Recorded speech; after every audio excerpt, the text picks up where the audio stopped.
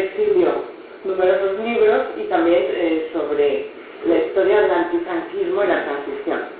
Uno de ellos es este que tengo aquí, la UGT contra la dictadura franquista, 1939-1975, en que es una obra fundamental dentro de esta historia de la UGT que se está desarrollando con varios proyectos en España, ¿no? Pero el periodo del franquismo realmente es muy relevante. Y después otras obras de la Guerra Civil al Exilio, Republicanos Españoles y México, Indalecio Prieto y Lázaro Cárdenas, en concreto, Historia y Memoria Democrática, ha editado también la España de los 50, Indalecio Prieto y la Política Española, entonces como ven, varios títulos en los que aparece Indalecio Prieto, y luego más recientemente la Batalla de México y la historia del antifranquismo. Entonces, como ven, es un escritor y historiador muy prolífico, pero nos sorprenderá con nuevos títulos, y nada más, ahora ya les dejo con él. Muchas gracias, Pilar. Para mí, como dije en la presentación, es un placer haber contado con tu colaboración en la organización de estas jornadas y estar aquí en la Casa de Colón. Bueno, has aludido a que sí, efectivamente, me he encontrado con Prieto durante prácticamente todo mi quehacer como investigador a lo largo de 25 años, pues porque Prieto realmente su vida política abarca más de 60 años, desde su inicio en la militancia en 1899, nada menos a los 16 años, hasta su muerte en 1962. Pero como la biografía a veces va más allá de la muerte del personaje, en la medida en que un personaje se convierte en referente clave en la cultura política, en la identidad de una organización, pues prácticamente todo el siglo XX la figura de Prieto es una referencia clave en la memoria socialista, solo de menor importancia que la figura de Pablo Iglesias, a mi juicio. Como digo, su vida política empieza en 1899, a los 16 años, pero el centro más político, desde luego, es entre su acceso al cargo de diputado provincial en 1911 hasta su muerte en 1962. Medio siglo de vida política en unos contextos históricos muy diferentes, como pudieron ser la monarquía, la oposición a la monarquía de Alfonso XIII, a la dictadura de Primo de Rivera, a la Segunda República y la Guerra Civil, y el primer franquismo. Es curioso destacar que de esos 50 años, prácticamente la mitad transcurrieron en el exilio. Y no solo el exilio a partir de su salida de España a finales de 1938 hasta su muerte en 1932, esos veintitantos años, que coinciden con el centro de su liderazgo en el Partido Socialista, en el socialismo español, sino que en realidad la vida de Prieto hay otros 3 exilios más, ligados a movimientos insurreccionales como el de 1917, su exilio entre 1917 y 18 hasta que es elegido por primera vez diputado, en 1930 tras el movimiento insurreccional republicano de diciembre de 1930 hasta la proclamación de la Segunda República, en 1931, en abril de 1931, que regresa de París, y también tras la insurrección de octubre del 34 hasta su retorno a finales del 35 luego con la victoria del Frente Popular. Por tanto, son 4 exilios diferentes, algunos muy breves, ligados a movimientos revolucionarios, y otro ya el definitivo, el que cubre el centro de su vida política como líder del socialismo español. Hay que decir que se podría caracterizar a Prieto como él mismo habló de su vida como una vida a la deriva y quiso titular una autobiografía que nunca llegó a redactar, aunque publicó diversos fragmentos, pero que incluso me enviaron a algún periodista para que le ayudara a escribirlo, a redactarlo en los años 50. Y es muy significativo que él mismo hablase de una vida a la deriva por esos exilios, pero por otras cosas, ¿no? Se podría decir que Prieto sufre una doble orfandad de padre y de clase. ¿Por qué una doble orfandad? Bueno, orfandad, y aquí habría que decirlo, orfandad de padre, es una situación parecida a los principales líderes del socialismo español hasta la transición.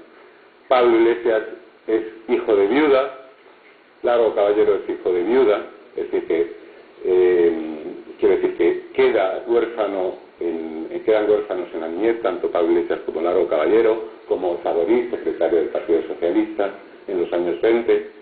y vicepresidente de UGT, como Prieto hasta su muerte, que muere en el 62. Es decir, que 4 de las principales figuras del socialismo español tienen esa orfandad de padre y el partido como padre. Se podría decir que es el partido como padre y esa relación con una viuda. Esto explicará también algo, como rasgo psicológico, algo muy significativo, que es una anécdota, pero una anécdota cargada de sentido, que es cuando Prieto tiene por primera vez un contacto con Alfonso XIII, en la primera década del siglo XX. Es en una ocasión que el rey Alfonso XIII está con la madre, la reina Cristina, la reina que había sido regente durante muchos años, creo que son unas regatas, y le llaman a él para que ejerza de taquígrafo, que era su oficio, en una serie de conferencia telefónica o algo así que había en Madrid. Entonces, él escucha cómo la madre, la reina viuda, le recrimina al rey Alfonso XIII, le dice: Alfonso, no bebas más. Estaba tomándose unos cuantos whiskies, ya llevaba quizás 3 o 4, y la madre le recrimina. Y entonces, Alfonso XIII como que le dice: déjame en paz, o sea, de una forma desabrida. Y eso a él, que sentía verdadera veneración por su madre, marcará a partir de entonces un rechazo sentimental, afectivo, que va más allá de lo político, hacia el rey Alfonso XIII. Esto es clave porque efectivamente Indalecio Prieto se convertirá en una figura principal de la lucha contra la monarquía de Alfonso XIII. Ayer decía Ricardo Miralles que es el principal protagonista de la caída de Alfonso XIII y de la lucha por la República. Como veis, esta anécdota es bastante significativa y marca una época, y su acceso, por ejemplo, a la Diputación Provincial, al cargo de diputado provincial en 1911, se hace precisamente en un momento de coalición entre republicanos y socialistas, que empieza ya a partir de la Semana Trágica en 1909, pero que ya había tenido unos precedentes y una actitud favorable hacia ello precisamente en Vizcaya desde comienzos de siglo. Es decir, los socialistas de Vizcaya defienden frente a la política de Pablo Iglesias que hasta 1909 ese aislamiento como partido obrerista de clase contra clase, defienden la alianza con los republicanos liberales. Pues bien, su acceso a un puesto de representación coincide con esa conjunción republicano-socialista y una política de conjunción entre republicanos y socialistas que se alargará nada menos que hasta 1947 en sentido global. Prácticamente 40 años de alianza entre republicanos y socialistas.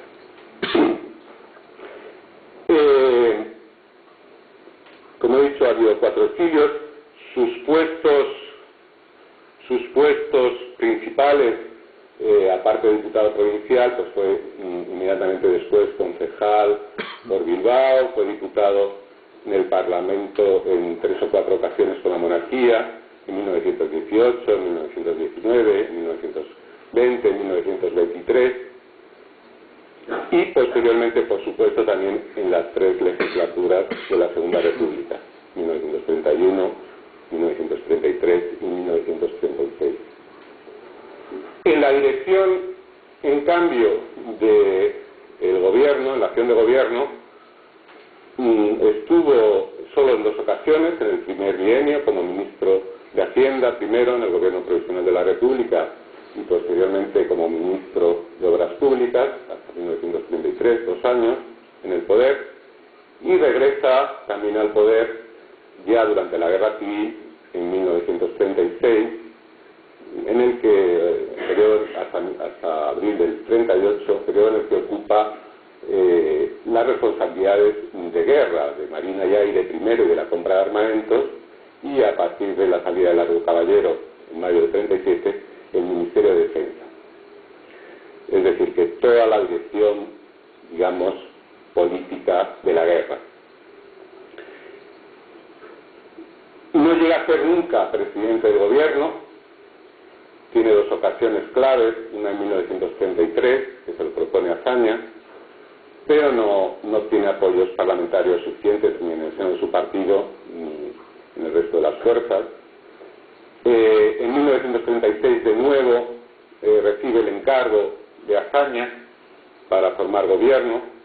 pero no cuenta tampoco con el apoyo del mayoritario del grupo parlamentario socialista ni de los caballeristas en general, ¿no? Es decir, solo tenía un apoyo minoritario en el grupo, la minoría parlamentaria socialista, con lo cual no puede aceptar ese encargo sin romper con la disciplina del partido. Y ahí volvemos a un hecho esencial que ayer también salió, como Negrín no es un hombre de partido, es un intelectual que en un momento dado, como una guerra, demuestra que también puede ser un hombre de acción, de gestión política y de acción. Pero no es en absoluto un hombre de partido, Juan Negrín. Y en cambio, como he dicho, para Pablo Iglesias, para Saborit, para Largo Caballero, para Indalecio Prieto, el partido es el padre, casi se podría decir, hecho esa metáfora, y su vida gira en torno al partido. Entonces él no puede aceptar ese encargo de formar gobierno a costa de una exclusión del partido, a costa de no contar ese apoyo político. Quizá, claro, si hubiese sabido las consecuencias que ese rechazo o que no haber encabezado la acción de gobierno en el año 36, seguido inmediatamente después por el inicio de la Guerra Civil, pues otra hubiese sido la decisión, pero eso en ese momento no se podía saber cuando recibió el encargo, nada más acceder a Azaña a la presidencia de la República.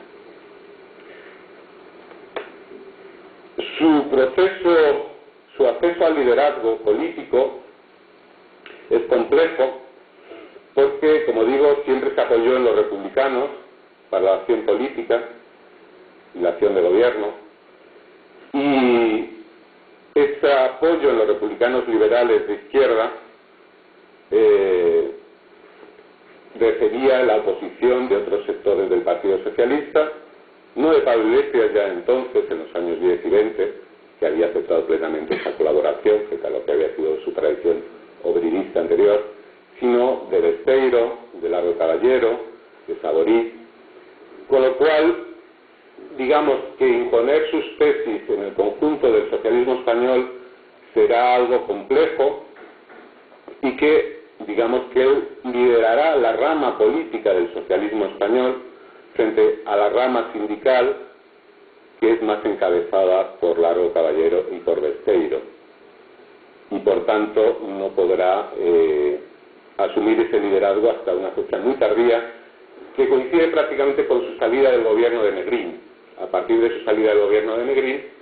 Prieto va concitando en torno suyo a las corrientes históricas del socialismo español, los besteiristas que habían sido desplazados del poder interno a partir de 1932 y 34 en el UPT, los seguidores de Largo Caballero que habían sido desplazados de la vida política a partir de 1937, se van aglutinando en torno a Indalecio Prieto, es decir, lo que habían sido las corrientes históricas tradicionales en las que se dividía el socialismo español, van siendo aglutinadas por Prieto a partir de su salida del gobierno en 1938. Ya tiene unos primeros contactos con Rodolfo Llopis en el verano del 38, encabeza simbólicamente nada menos que la inauguración un tiempo antes de comienzo de la Guerra Civil, del monumento a Pablo Iglesias, pero también encabeza la conmemoración, el discurso central de la conmemoración del cincuentenario de la fundación del PSOE en agosto del 38 y de la fundación del UGT. es decir, el primer Congreso Nacional del PSOE y el primer Congreso de UGT en 1888, que se celebra su cincuentenario en agosto del 38. Posteriormente, ese aglutinamiento se irá produciendo en momentos como la elección de una nueva directiva de la minoría parlamentaria socialista en julio del 39, en la que es elegido presidente Amador Fernández y forma parte de esa directiva el antiguo subsecretario y caballerista Rodolfo Llopis, para que veáis que lo que habían sido corrientes, las corrientes históricas del socialismo que habían estado enfrentadas, se van aglutinando en torno a ese liderazgo de Indalecio Prieto. Lo que pasa es que la diáspora de la guerra mundial y la diáspora del exilio hace también difícil ese aglutinamiento y esa reagrupación, ¿no? Un aglutinamiento que se hace bajo la bandera de retorno a la tradición de Pablo Iglesias y de rechazo a toda colaboración bilateral con el Partido Comunista y por tanto también de rechazo a Juan Negrín. Por tanto, solo conseguirá acceder a la presidencia del partido nada menos que en marzo de 1948, presidencia que ejercerá durante apenas 3 años hasta su muerte de 1950. Como veis, hasta su muerte no, hasta su dimisión a finales de 1950. Como veis, a pesar de no haber ocupado apenas ni la presidencia del gobierno, ni la presidencia del sindicato, ni la presidencia del partido, sí ejercerá durante sus últimos 25 años un poco el liderazgo, es quien proyecta la acción política del partido, el que va reconstruyendo, refundiendo las organizaciones primero en México, y posteriormente, a pesar de su dimisión en 1950, que a veces ha sido interpretado como una retirada de la acción política, nudo tal, aunque no ejercía ya la presidencia del partido, no ejercía directamente un cargo orgánico, ni estaba presente en las ejecutivas, seguía influyendo de forma decisiva en la orientación política del partido y del sindicato bajo la presidencia de Trifón Gómez o de Pascual Tomás y con Rodolfo Llopis como secretario general hasta su propia muerte en 1962. Bueno, estos son los rasgos generales de la trayectoria de Prieto, de esa vida a la deriva, como él mismo definió. ¿Por qué fue huérfano también? Antes ha leído que había una doble orfandad de padre de clase, y quizá esto explica también parte de su pulsión política, pérdida de clase, pues porque procedía de una familia de clase media funcionarial, de origen hidalgo, rurales, asturianos. Su padre, Leoncio, me parece que se llamaba Prieto, era funcionario del ayuntamiento, modesto, pero procedía de una clase media rural en proceso de proletarización, a pesar de ser un funcionario, y bueno, pues también por el hecho de ser hijo de una mujer casada en segundas nupcias con su padre, pero que había sido previamente su criada, con lo cual en la Vetusta, habréis leído todos a Leopoldo Alas Clarín, la sociedad obetense del último tercio o del cambio de siglo, ¿no? Del último tercio, el último cuarto del siglo XIX, imaginaros el rechazo que sufrió de su familia, de la familia una vez que quedó huérfano, y cómo tuvieron que emprender una emigración en la miseria, la más absoluta miseria, hasta Santander y luego Bilbao. Y él se cría precisamente sin participar en las tradiciones católicas, no se cría en una tradición católica, precisamente por ese rechazo y esa orfandad y esa emigración, que era la propia de la sociedad obetense, incluso de la vizcaína entonces, de comienzos de siglo, y por tanto también con una sensación a los 8 años o 9 años de haber perdido pues lo que eran sus referentes y de no tener posibilidades ya de estudiar, algo que le obsesionará mucho continuamente en sus proyectos políticos. Mencionará el acceso, la igualdad de oportunidades para el acceso a la educación, etcétera, etcétera. Como digo, hay esa doble orfandad de padre, y convirtiendo al partido como padre, y de clase, que explica en buena medida también su trayectoria política, sus aspiraciones y quizá también sus buenas relaciones con el republicanismo liberal. En realidad el núcleo de la biografía política de Prieto es su oposición a la monarquía, su lucha contra la monarquía de Alfonso XIII y su lucha también por impedir una restauración absolutista de la monarquía después de Franco. Ese es el centro de la lucha, ¿no? De la lucha de Prieto por crear una verdadera democracia, porque la monarquía constitucional eliminase las viejas trabas, los viejos obstáculos del sistema de poder del régimen monárquico que impedían que el sistema liberal evolucionase hacia una verdadera democracia. Y por tanto, en momentos claves como el proyecto político que propone para la Revolución del 34, que no llega a ser aprobado por Largo Caballero, pero sí es un proyecto político presente, lo que propone es precisamente, bien, la monarquía ha acabado, el sistema político de la monarquía ha acabado, pero el sistema de poder de la monarquía sigue existiendo. Como se ha demostrado, lo ocurrido con las elecciones del 33, la pérdida del poder, etcétera. Por una vez que las izquierdas hemos llegado electoralmente relativamente mediante una revolución, que es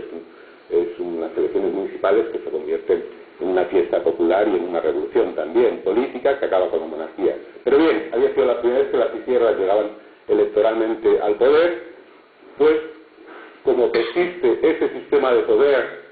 del régimen monárquico, el ejército, la iglesia, los terratenientes, impiden que una verdadera democracia, que la revolución política que hemos hecho sea una verdadera revolución democrática, que exista. Eso explica que también, estamos adelantando, yo me voy a centrar sobre todo en el estudio, pero para explicar ciertas claves de su trayectoria, explica que en ese proyecto político hable de disolución de estos elementos del sistema de poder que procedían de la monarquía liberal, como eran el ejército, la Guardia Civil, el poder de la iglesia, la expropiación de los terratenientes. Él nunca habla de romper con el sistema capitalista. Él cree que las nacionalizaciones y las socializaciones tienen que limitarse al suelo y al subsuelo. A veces habla hasta del vuelo para hablar del aire, y el suelo y el subsuelo, las minas, la tierra, y eso es el único ámbito hacia el que tiende la socialización. En este proyecto del 34, en ese proyecto político para la revolución del 34, habla de elecciones, habla de que el Partido Socialista, gracias a esa revolución, pueda gobernar en solitario, pero yo no comparto ciertas lecturas en las que efectivamente Prieto luego dirá que esa vía insurreccional ha sido un error, que ha sido lo reconocerá posteriormente, que ha sido un error político, etcétera, etcétera. Pero ese es el proyecto de Prieto.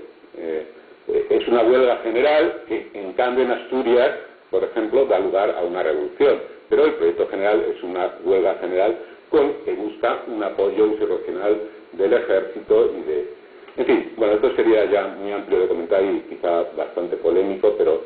quiero decir que hay bastante coherencia también con otros momentos en los que formula de nuevo su proyecto político. En 1900 siempre se habla de Prieto como un socialismo pragmático, un socialismo práctico. Es de los pocos que formulan de vez en cuando un proyecto político. Estamos viendo en el año 34. En el año 46 escribe un documento que se llama Esbozos de un programa de socialización, y que vuelve a insistir en sus viejas ideas de extender las nacionalizaciones al suelo y al subsuelo, pero no más allá. En un primer momento es un proyecto de socialismo civilista, municipal, cooperativista. Ese suelo y subsuelo serían entregados para la gestión de ayuntamientos, cooperativas y sindicatos. Es un socialismo reformista ajeno a la deificación del Estado, de la socialdemocracia, incluso en esa época que se está construyendo el estado del bienestar en la Europa de posguerra. Él desconfía, en cierto modo, del Estado. El Estado, dice, es perezoso e incompetente y debería delegar en la administración local, en los sindicatos y las cooperativas, la gestión de los servicios sociales y la explotación de la tierra y otros recursos naturales. Por tanto, solamente, como digo, solamente la tierra y el subsuelo serían objeto de socialización, rechazando para esta primera fase de nacionalizaciones su extensión a la banca o a la gran industria. Más adelante, de nuevo, vuelve a reformular su proyecto político en 1958, amplía sus ideas y en un documento titulado Ante el futuro español defiende la creación de una segunda cámara corporativa, un Consejo Económico y Social. Eso eran ideas que procedían de la rama besteirista de Besteiro, y también afirma, como digo, en un momento de nacionalizaciones, de construcción del Estado de Bienestar, dice: ¿acaso la estructura de una España futura se cimentaría más en los sindicatos obreros que en los partidos políticos? Bueno, poco después, por ejemplo, defiende cuando en 1958 entra en contacto de nuevo con Manuel Jiménez Fernández, el líder de los democristianos de izquierda, la izquierda demócrata cristiana, que había sido ministro de Agricultura durante la Segunda República. Entra en negociaciones con Jiménez Fernández, y ya para entonces ha formado un grupo, porque ya había entrado en contacto con él hacia 1948-49. Defiende como contrapartida, para compensar esta política centro-izquierda, una unificación sindical con CNT que condujera a esta unificación orgánica UGT y CNT, es decir, un pacto de alianza sindical que condujera a una unificación y, por tanto, un modelo de partido y sindicato que suponía romper con esa tradición de que el partido fuese la burocracia política de un sindicato grande. No, ahora es un modelo de unidad sindical y, por tanto, el partido ya no es, en su acción de gobierno futura, aunque da importancia a los sindicatos en la gestión de los servicios sociales, ya no dependerá estrictamente de los sindicatos. Es decir, no se rompe con el modelo histórico en ese proyecto político de relaciones partido y sindicato. Bueno, pues este es el socialismo pragmático de Prieto, pero como veis, a lo largo del tiempo, en 1917, en 1934, en 1946, en 1938, es el que formula el proyecto político, el que formula y reformula el proyecto político socialista. Bueno, una biografía de Prieto es algo, tarea imposible, y efectivamente desde que casi empecé la tesis doctoral hacia 1985-86, pues me he topado con Prieto. Cuando terminé, porque cubre prácticamente los dos primeros tercios del siglo XX, y efectivamente, pues para mi tesis doctoral ya traté el último Prieto, el Prieto posterior a su salida de la presidencia del partido y del pacto con los monárquicos,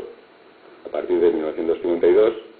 que entra en contacto con las nuevas generaciones de hijos de la guerra, de gente que no han vivido la guerra civil, y que establece un diálogo. Eso es importante también porque él se encuentra, después de esa cura de aislamiento que defiende después del fracaso de los pactos para derribar a Franco,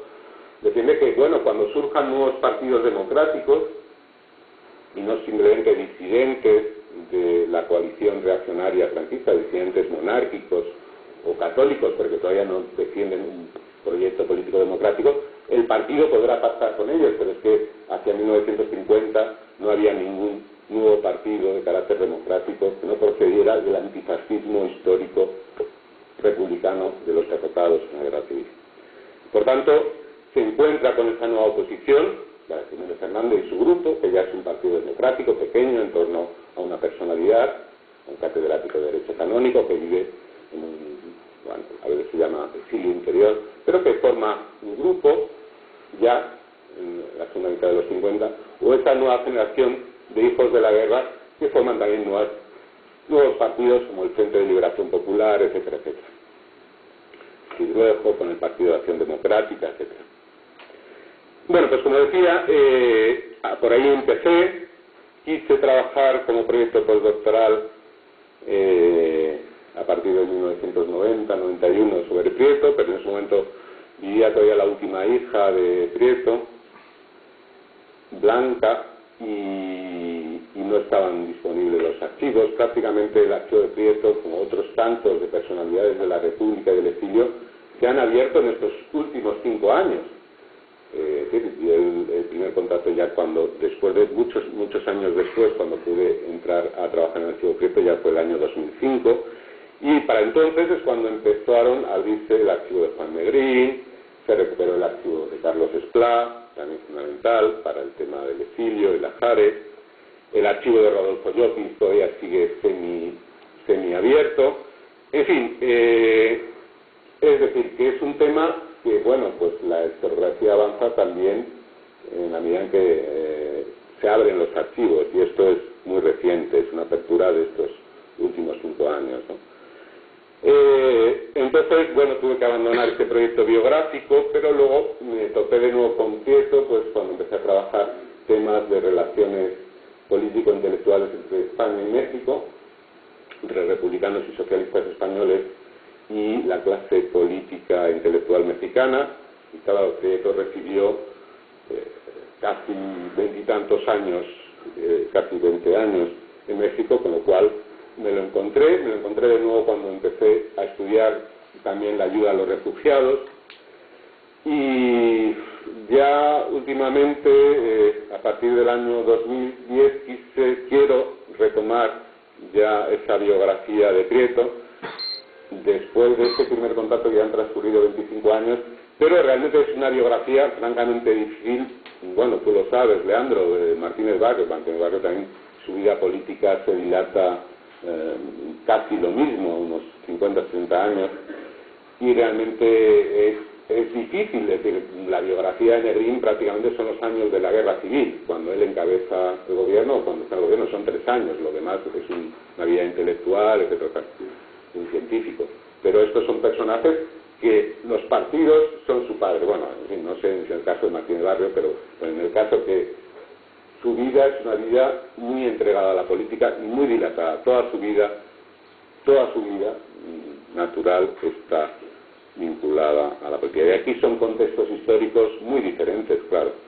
Entonces, bueno, pues espero culminar a un momento esta tarea, pero todavía le queda mucho que hacer. Hay libros, hay biografías ya importantes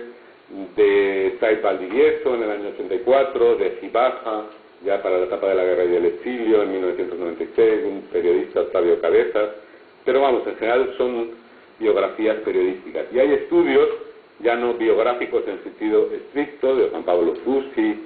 de José Luis de la Granja, del propio Ricardo Miralles, que estuvo ayer con nosotros, de Santos Juliá. Aquí tenemos a Luis Hernando, que también es una promesa de una tesis próxima sobre las relaciones entre el PSOE y la monarquía después de la guerra civil hasta la transición, y que efectivamente Prieto también es un personaje central en su tesis. Y como digo, su biografía se podría dividir en varias etapas. Lo que es biografía política en sentido estricto empezaría en 1899 con su acceso a la afiliación al partido y al sindicato, y luego a las Juventudes Socialistas, que se fundan en 1903, pero ya más plenamente a partir de 1911 con su acceso al cargo de diputado provincial, y todavía más claramente a partir de 1914, que ya empieza a encabezar el socialismo vizcaíno. Se hace con el liderazgo del socialismo vizcaíno en 1914 frente a líderes más obreristas como Facundo Pérez Agua, etc. Esta primera etapa abarcaría desde su cargo de diputado provincial hasta la huelga general de 1917, que también supone un viraje en su vida, porque es cuando él tiene la oportunidad de, hacia 1917, desarrollar una carrera profesional, es decir, es contratado como gerente o como algo así de una empresa de telecomunicaciones y viaja a Estados Unidos para hacerse con patentes. Curiosamente, bueno, esto ya es una anécdota, coincide en Estados Unidos, en Nueva York, con un empleado del Banco de Bilbao que va a comprar oro a Estados Unidos en ese momento, en los años de la Segunda Guerra Mundial, para llevárselo al Banco de Bilbao. Y bueno, pues ese oro terminará siendo parte del oro que se encontrará movilizando para la compra de armamentos durante la Guerra Civil 20 años después. Pero bueno, esto ya es una anécdota. Pero su vida profesional se ve truncada en ese momento, que tiene la posibilidad de ascender de nuevo desde esa pérdida, desde esa orfandad de clase que ha sido la muerte de su padre, que era funcionario, hidalgo, de familia tal, pues accede a ser gerente de una gran empresa de telecomunicaciones, pero le llama a Pablo Iglesias para que organice la huelga general revolucionaria para implantar la República en 1917. Y efectivamente renuncia a ese puesto y se compromete. Ahí tenemos de nuevo al partido como padre y como patria. A partir de 1917 es cuando ya alcanza un protagonismo nacional, es su primer exilio, es elegido diputado, y en el Parlamento de la Restauración, en el Parlamento de entonces, con un Pablo Iglesias ya prácticamente retirado de la vida política por la edad y por la enfermedad, pues ya va ejerciendo cada vez más sus dotes oratorias, su capacidad discursiva, va ejerciendo cada vez más el liderazgo parlamentario del socialismo español. Hasta la época de Primo de Rivera, hasta la época del pronunciamiento del golpe de Primo de Rivera, que, como sabéis, en gran medida viene motivado por la petición de responsabilidades por el desastre anual, el desastre de la guerra de Marruecos, en la que Prieto es uno de los principales imputadores, uno de los principales, y de ahí, por eso decía Ricardo Miralles, y yo lo confirmo, que en gran medida Prieto es de los principales responsables de la caída de Alfonso XIII, de la caída de la monarquía, de esta monarquía liberal, pero con esos residuos todavía absolutistas que impedían que fuese una verdadera democracia, aunque también se dice que ya entonces, hacia el año 23, empezaba a nacer esa democracia y por eso fue abortada por el golpe militar. Ahí hay un debate historiográfico interesante. La siguiente etapa, evidentemente, es la de la dictadura de Primo de Rivera. Prieto se pone casi en solitario, pues apoya a Pedro Menéndez, Jiménez de Azúa o Fernando de los Ríos, pero casi o Morón, pero casi se opone en minoría, en solitario, a la dictadura de Primo de Rivera, a la colaboración del socialismo español con la dictadura de Primo de Rivera, y por tanto promoverá esa oposición, ese giro hacia la oposición cuando la dictadura intenta establecer un sistema corporativo, un régimen político corporativo, a partir del año 26, 27, 28, esa oposición a esa asamblea corporativa. Y por tanto participará en la coalición con los republicanos, una defensa de la renovación de la coalición con los republicanos en esa oposición, no solo a la dictadura, sino una vez que cae la dictadura, esa oposición también a la monarquía. Son célebres sus discursos, el más importante quizá es el que pronuncia en abril de 1930 en el Ateneo,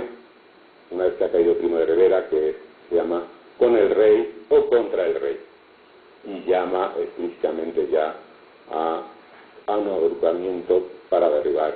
la monarquía de Alfonso XIII por su vinculación con Primo de Rivera, con ese régimen dictatorial, por haber roto ese carácter constitucional. Bueno, como decía, eso no lo consigue no consigue el apoyo, de la dirección del Partido Socialista y de la UGT en este momento, o sea que es una posición personal. Besteiro piensa que no ha llegado la hora, piensa que el socialismo español no está preparado para gobernar, que hay que dejar a los republicanos que completen esa revolución democrática, que la gestionen, que hay que seguir con una labor de educación obrera muy a largo plazo y de organización, de crecimiento de la organización obrera, hasta que llegue ese momento lejano de acceso al poder, ¿no? Entonces ahí Larro Caballero gira, se nos ha dicho que Larro Caballero tenía un instinto de clase, un olfato político, y se suma a las posiciones de Prieto dentro de la República, y eso ya supone un giro en la dirección del socialismo y la salida de Besteiro, y por tanto la entrada en el gobierno de tanto Larro Caballero como Besteiro, como Fernando de los Ríos, que serán los tres ministros del primer bienio, en trabajo, en educación, en hacienda, en obras públicas, es donde desarrollan la labor reformista.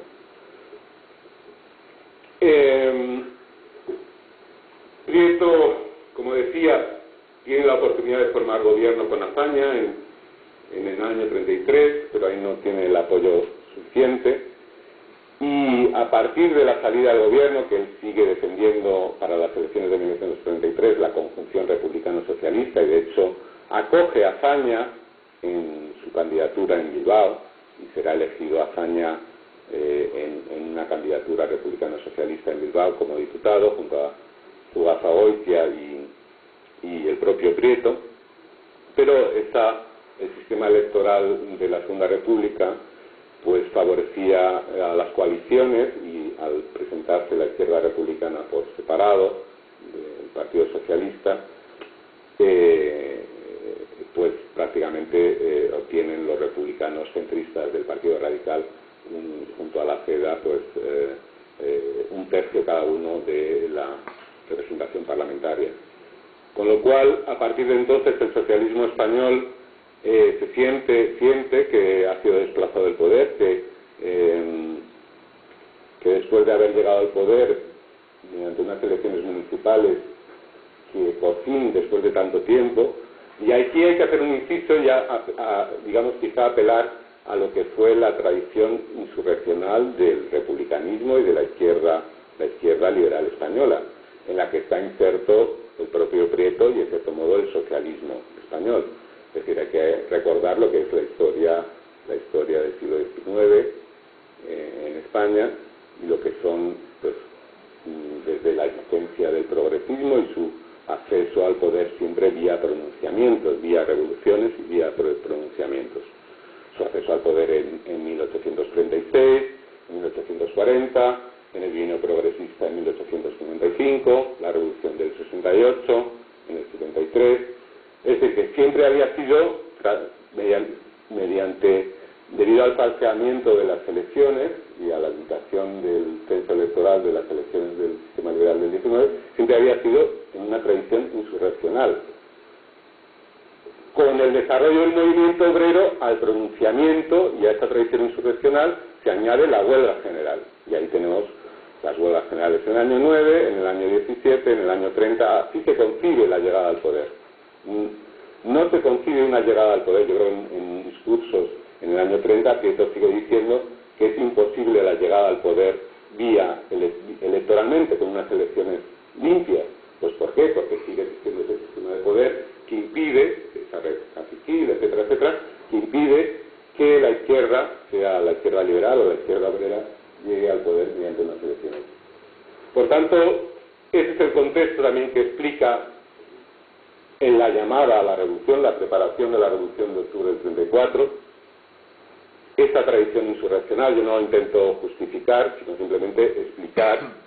y este contexto también europeo, por supuesto, de acceso de los fascismos y de regímenes semifascistas como el de Dollfuss en Austria, etcétera, ¿no?, al poder y de liquidación del movimiento obrero. Ahí Prieto, aunque no lo comparte, se somete a la disciplina de partido, de nuevo, al partido como padre y asume plenamente, es decir, que si hay que comprar, traficar con armas, con explosivos, organizar depósitos. Ayer Rafa Quirosa aludía a Gabriel Morón, que tenía su casa en Madrid, bueno, en Madrid me parece que era, pues ahí tenía un laboratorio, un depósito de armamento, y es Prieto realmente uno de los grandes organizadores de acopio de explosivos y armas para esa revolución que para él, en su proyecto político, quiere ser una revolución democrática, que complete la revolución política del año 31. Y que dé el poder al Partido Socialista, pero admitiendo, por supuesto, elecciones. Y que, como digo, se entiende en ese contexto. Bueno, como sabéis, esa revolución es básicamente una huelga general,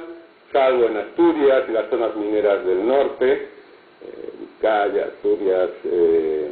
León, Santander, etcétera, Cantabria, y en Cataluña, pues con otras connotaciones diferentes, y por tanto fracasa, no hay apoyo militar en absoluto, y luego hay una represión. Prieto huye,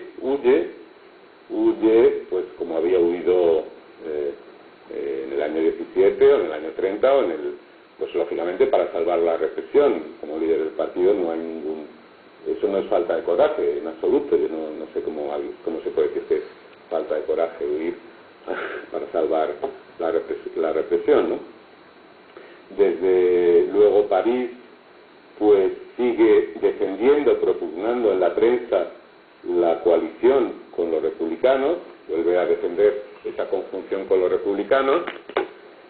y finalmente pues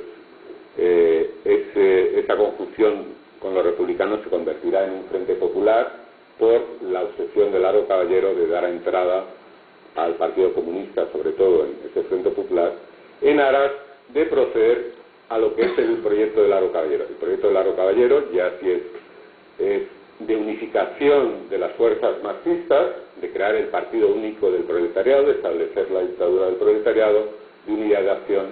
con los anarcosindicalistas, pero de crear un partido único del proletariado y por tanto establecer mediante una revolución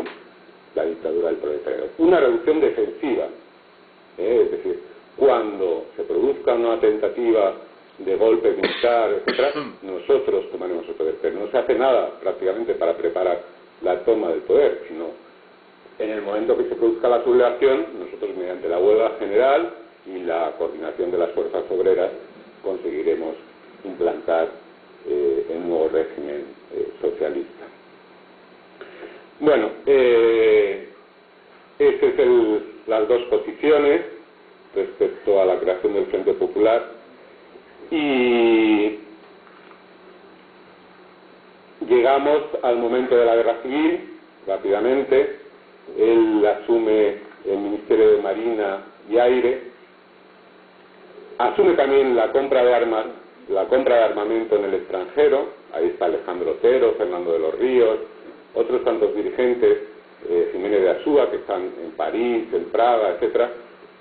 gestionando toda esta compra de armamentos. Y ya después,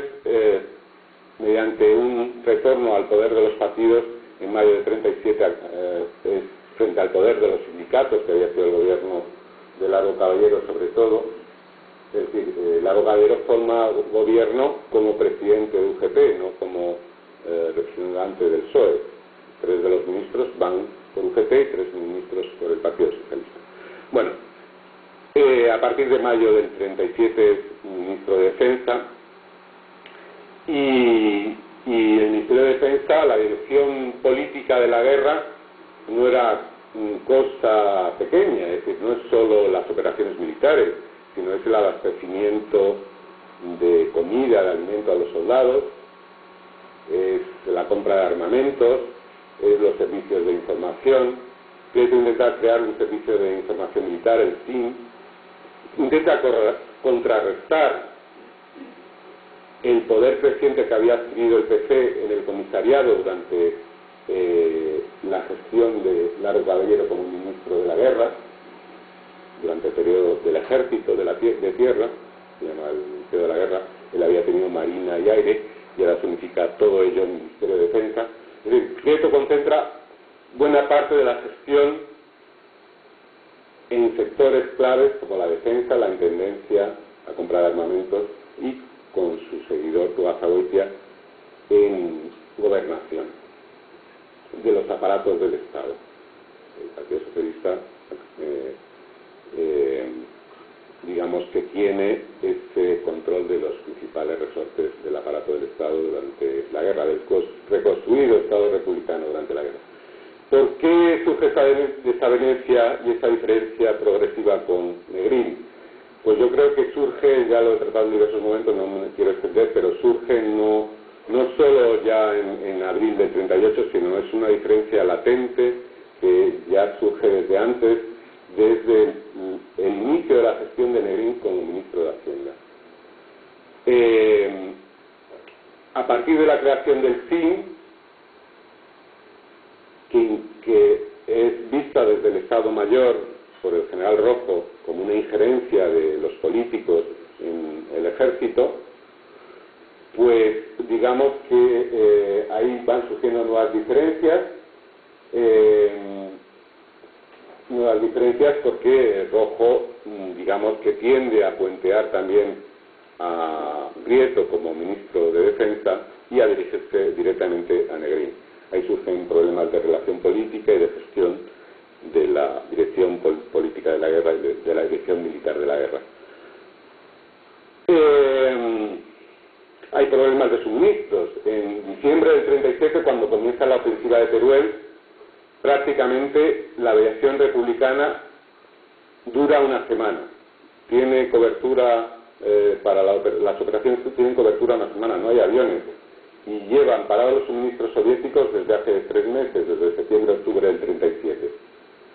Es decir, que está en una situación francamente difícil. Hay una ilusión, efectivamente, Prieto dice, bueno, en vez de ya por fin de ser ministro de Defensa, he pasado a ser ministro de la ofensiva, ¿no? Ya no soy de la defensa, sino de la ofensiva, porque es la primera vez que conquistan una capital de provincia, el Ejército Popular. Todo eso es un espejismo, porque está claro, y eso está estudiado, que el Ejército Popular funcionó mínimamente como en la defensiva, en la defensa, pero fue incapaz de operaciones estratégicas de ofensiva, ¿no? Ahí se ha hablado de Rojo como gran estratega, intentó varias ofensivas, pero eran también ofensivas de distracción, eran ofensivas para paliar otros ataques sobre Madrid o sobre otros frentes, sobre Valencia. No eran ofensivas que tuviesen realmente objetivos estratégicos decisivos de romper un frente. Es decir, idealmente sí, pero fundamentalmente fueron ofensivas de distracción. Bueno, a partir de ahí ya surgen desavenencias. Yo creo que las desavenencias básicamente también son una resistencia del Partido Comunista a la tentativa de Prieto del control del comisariado, en el que predomina el PC, y por otro lado al predominio socialista en carabineros y sobre todo en el servicio de información militar. Ahí está la clave. ¿Cómo se llega a esta crisis? Se llega a esta crisis pues por diversos artículos de Jesús Hernández, ministro del gobierno de Negrín, del Partido Comunista, en el que acusa de derrotismo a Prieto, y le ataca en diversas ocasiones. Bueno, no voy a explicar la crisis porque esto sería muy amplio, es bien conocido, etcétera. Pero bueno, a partir de ahí, del 38, de su salida del gobierno, es cuando Prieto realmente empieza a aglutinar de nuevo a las corrientes históricas del socialismo español y a ejercer el liderazgo en el seno del socialismo. Antes había sido líder del socialismo vizcaíno, del socialismo parlamentario, del socialismo político, pero no del conjunto del socialismo. Este proceso de aglutinamiento y de confirmación del liderazgo tardará una serie de años debido a la propia dispersión del exilio y las circunstancias de la Segunda Guerra Mundial, como decía, pero vamos, digamos que empieza entonces, con esas fechas claves de julio del 39, con la elección de la nueva dirección de la minoría parlamentaria socialista y el desconocimiento del gobierno de Negrín y la creación de la Junta de Ayuda a los Republicanos frente al servicio del gobierno de Negrín en el exilio. La ruptura definitiva con Negrín, a veces se ha dicho que es la cuestión de la dependencia con los comunistas. No, efectivamente la ruptura es el 7 de abril del 39, pues por una sensación de que tiene Prieto de que Negrín, a pesar de haber sido su seguidor político, Prieto había sido su jefe político, su mentor, su amigo. Prieto siente que es desleal Negrín con él, que hay una desconfianza, a pesar de haber sido su jefe político y de contar con la condición nada menos que de dirigente del Partido Socialista, de miembro de la Diputación Permanente, con toda su ejecutoria política previa. Y esta recriminación que le hace Negrín de utilizar los recursos del Estado y además el envío, una vez que él se ha hecho con los bienes del Vita y otros efectos como aviones, valores, etcétera, en México y en Estados Unidos, que los salva de una incautación, los salva de una pérdida para la República. El envío del doctor Puche, cuando ya Prieto ha recepcionado esos bienes, Prieto, como decía ayer, eso se sabe ahora, pero digamos que se había dicho que el doctor Puche había llegado tarde a esa misión que le habían encomendado. No, es que es enviado una vez que sabe Negrín que Prieto ha recepcionado el Vita y se ha hecho con el Vita. Y llega en viaje de 8 días, no para crear un comité de ayuda, sino simplemente para controlar esos fondos. Bueno, a partir de ahí es una historia muy larga que podéis ver en algunos de los libros que ha citado Pilar, el de la Batalla de México, en Alianza, que es sobre las instituciones de ayuda a los refugiados, o en Historia del Antifranquismo, también ahí lo tenéis más sintético. No me quiero extender porque ya me he extendido bastante. Y